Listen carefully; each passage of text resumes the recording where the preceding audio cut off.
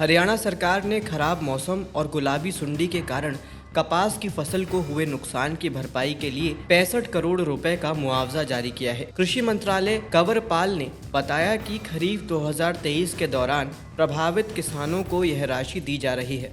साथ ही कृषि यंत्रों की खरीद के लिए किसानों के बैंक खातों में 101 करोड़ रुपए की सब्सिडी भी भेजी गई है।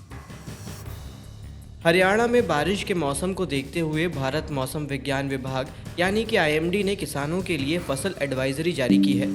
यह एडवाइजरी कपास, चावल, गन्ना, आम और सब्जी फसलों को लेकर दी गई है। आईएमडी ने सुझाव दिया है कि अगर बारिश का पूर्वानुमान हो तो सिंचाई, बुआई और रासायनिक खादों का प्रयोग रोक दें। फूल और फल बनने के स्टेज में फसल को पानी की कमी से बचाएं। खेत में उचित जल निकासी बनाए रखें और बारिश के तुरंत बाद अनावश्यक पानी हटा दें।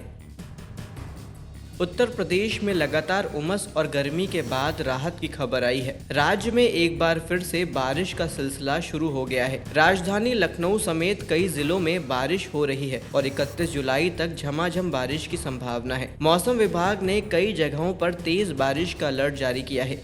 शुक्रवार को रामपुर, महोबा, झांसी, ललितपुर समेत कई जिलों में तेज बारिश हो सकती है। पंजाब सरकार ने कृषि क्षेत्र के लिए निर्धारित बिजली सब्सिडी बिल को अगले 5 साल तक 21,909 करोड़ रुपए पर स्थिर रखने का प्रस्ताव रखा है।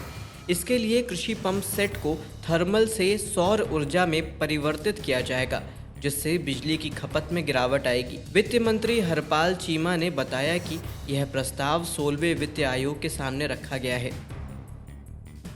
मध्य प्रदेश सरकार पशुपालकों के लिए एक नई स्कीम ला रही है। इस स्कीम के तहत किसानों को गाय पालने पर अनुदान और दूध पर बोनस दिया जाएगा, जिससे आर्थिक रूप से कमजोर पशुपालकों को लाभ मिलेगा। राज्य सरकार की इस योजना से पशुपालकों की आय बढ़ेगी और सड़क पर घूमने वाली गायों की समस्या भी कम होगी।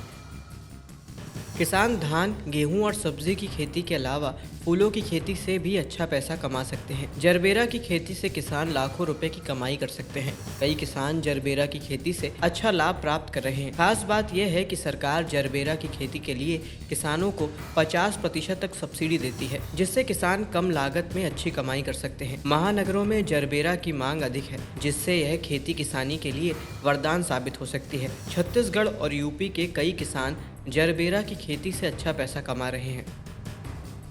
जरबेरा की खेती के लिए खेत की 2 से 3 बार जुताई करके अच्छी तरह तैयार करना चाहिए। 1 मीटर चौड़ी और 30 सेंटीमीटर ऊंची बेड तैयार करें। इसके बाद 2 भाग रेत, 1 भाग नारियल या धान का भूसा और 1 भाग गोबर की खाद या वर्मी कंपोस्ट मिलाकर बेड पर डालें और पौधों की रुपाई करें। खेत की तैयारी के समय वर्मी कंपोस्ट या सड़ी हुई गोबर की खाद 20 टन, फास्फोरस 40 किलोग्राम और पोटाश 40 किलोग्राम प्रति एकड़ मिट्टी में मिला दें।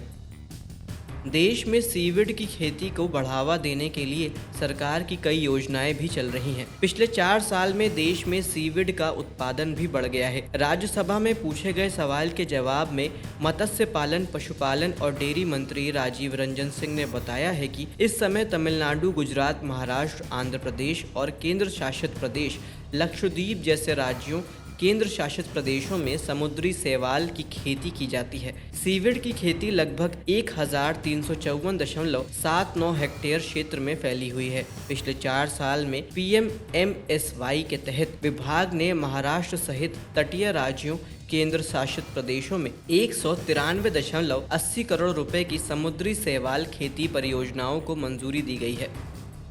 बदलते जीवन शैली के साथ ही लोगों में कई तरह की बीमारियां बढ़ रही हैं, जबकि इनका इलाज हमारे आसपास ही मौजूद है। बस अपने खान पान में कुछ बदलाव करने की ज़रूरत है। इसमें से सहजन यानी मोरिंगा भी एक है, जिसकी खेती करके न सिर्फ आप अपनी सेहत सुधार सकते हैं, बल्कि इसका व्यवसाय भी कर सकते हैं।